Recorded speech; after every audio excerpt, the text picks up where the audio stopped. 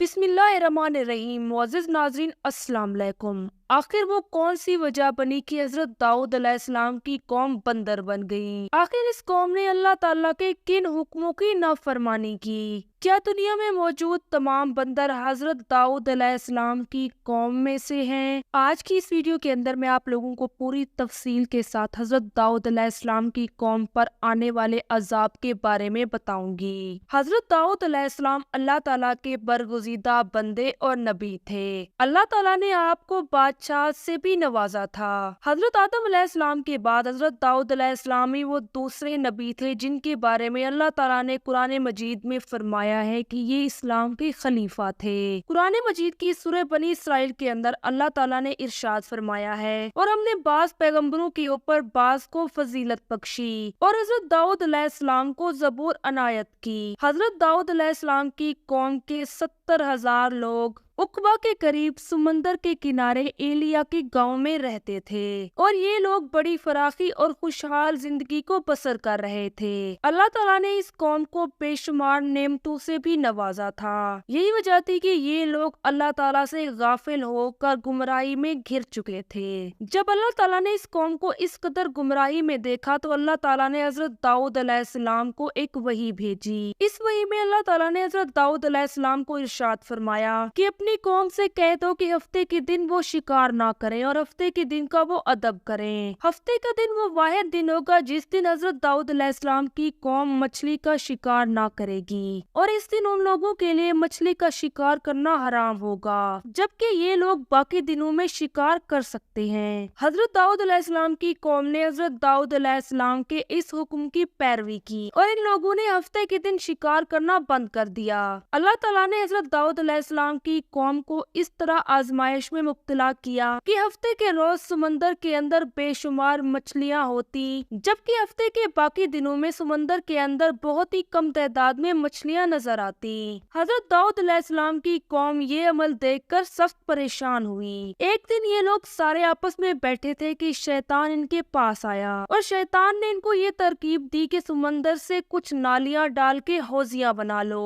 और जब हफ्ते का दिन आया और तुम लोग शिकार ना करो तो वहाँ से मछलियाँ निकलकर हौजियों में आ जाएंगी, और तुम लोग अगले दिन उन मछलियों को पकड़कर बाजार में बेच देना।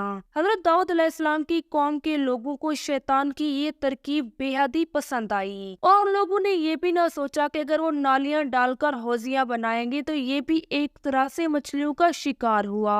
जिन लोगों ने शैतान की पैरवी की और इस अमल को सरअंजाम दिया, ये लोग हफ्ते के दिन शिकार करते और इस शिकार को हराम भी ना कहते, और हौजियों और नालियों के जरिए ये लोग मछलियों को भी कैद कर लेते। यूं ही देखते हजरत दाऊद अलैहिस्सलाम की कौम के 3 हिस्से हो गए। एक हिस्सा वो था जो कि हजरत दाऊद अलैहिस्सलाम की पैरवी करता था, और हजरत दाऊद अलैहिस्सलाम के मना करने पर उन लोगों ने हफ्ते के दिन शिकार को भी बंद कर दिया था। जबकि हजरत दाऊद अलैहिस्सलाम की कौम में से दूसरा ग्रोह वो था जो कि दिल से तो इस काम को बुरा मानते थे, लेकिन इस काम को सरअंजाम देने वालों को मना न करते थे, और ये लोग ये भी कहते थे कि हम लोग इनको क्यों समझाएं, क्योंकि ये लोग बहुत ही जल्द हलाक होने वाले हैं। जबकि तीसरा ग्रोह वो था जो कि शैतान के कहने पर उसकी पैरवी करते हुए हफ्ते के दिन शिकार करता था। जब इन तीनों ग्रोहों की आपस में ना बनी तो इन लोगों ने गांव को तकसीम कर लिया।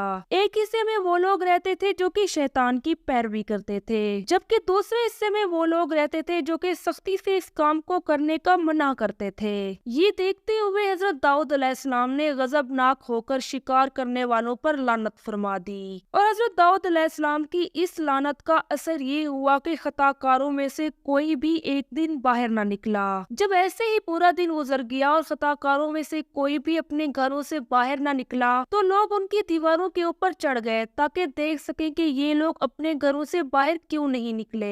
जब लोग उनकी दीवारों पर चढ़े तो क्या देखते हैं कि ये लोग बंदर की सूरत में मस्क हो चुके हैं। जब उनकी رشتے دار دروازہ کھول کر ان کے گھر میں داخل ہوئے تو یہ بندر اپنے رشتے داروں کو پہچانتے تھے اور ان کے کپڑوں کو سونگ کر زاروں قطار روتے تھے، مگر ان کے رشتے دار ان بندر بن جانے والوں کو بالکل بھی نہ پہچانتے تھے۔ حضرت داؤد علیہ السلام کی قوم میں سے ان بندر بن جانے والوں کی تعداد تقریباً 12,000 بتائی گئی ہے۔ یہ لوگ 3 دن تک زندہ رہے اور اس درمیان بالکل بھی کچھ بھی کھا پی نہ سکے، اور یہ لوگ بھوک پیاس کی وجہ سے یوں ہی 3 دن کے بعد ہلاک ہو گئے، جبکہ حضرت داؤد علیہ السلام کی قوم میں سے شکار سے منع کرنے والا گروہ بالکل بھی ٹھیک اور ثابت رہا، جبکہ حضرت داؤد علیہ السلام کی قوم کا دوسرا گروہ جو کہ اس چیز کو دل سے تو برا سمجھتا تھا لیکن اس کام کو سر انجام دینے والوں کو کبھی منع نہ کرتا تھا، یہ گروہ بھی اللہ تعالیٰ کی اس آزمائش پر پورا اترا اور اللہ تعالیٰ نے اس گروہ کو بھی معاف کر دیا۔ قرآن مجید کی سورۃ بقرہ آیات نمبر 65 کے اندر اللہ تعالیٰ کا ارشاد ہے، اور بے شک ضرور تمہیں معلوم ہے کہ وہ جنہوں نے ہفتے کے دن سرکشی کی تو ہم نے ان سے فرمایا کہ ہو جاؤ بندر دھتکارے ہوئے۔ معزز ناظرین، یہ مفصل واقعہ آپ لوگوں کو سورہ الاعراف کے اندر دیکھنے کو مل جائے گا۔ وہ لوگ جو کہ شیطان کی ہیلے بازیوں کے اوپر عمل کرتے ہیں اور اللہ تعالیٰ کے منع کرنے کے باوجود ان کاموں کو سر انجام دیتے ہیں، یہ وہی لوگ ہوتے ہیں جو کہ اللہ تعالیٰ کے غضبناک عذاب کا بھی شکار ہوتے ہیں۔ جب بھی کسی نبی نے اپنی قوم کے اوپر لعنت فرمائی ہے یا پھر انہیں بد دعا دی ہے تو اللہ تعالیٰ کے غضبناک عذاب کا وہ قومیں شکار ہوئی ہیں۔ معزز ناظرین، بہت سارے لوگوں کے ذہن میں یہ سوال تو ضرور ہوگا کہ اس دنیا میں موجود بندر کیا حضرت داؤد علیہ السلام کی قوم کی نسل میں سے ہیں؟ تو اس سوال کا جواب حضرت عبداللہ رضی اللہ عنہ سے صحیح مسلم کے اندر منقول ہے کہ نبی کریم صلی اللہ علیہ وآلہ وسلم سے ایک دفعہ صحابہ کرام نے یہی سوال پوچھا کہ کیا آج کے دور میں موجود یہ جو بندر ہے یہ حضرت داؤد علیہ السلام کی قوم کی نسل میں سے ہیں؟ تو اس پر نبی کریم صلی اللہ علیہ وآلہ وسلم نے ارشاد فرمایا کہ اللہ تعالیٰ جب بھی کسی قوم کے اوپر مسک صورت کا عذاب نازل کرتے ہیں تو ان کی نسل آگے نہیں چلتی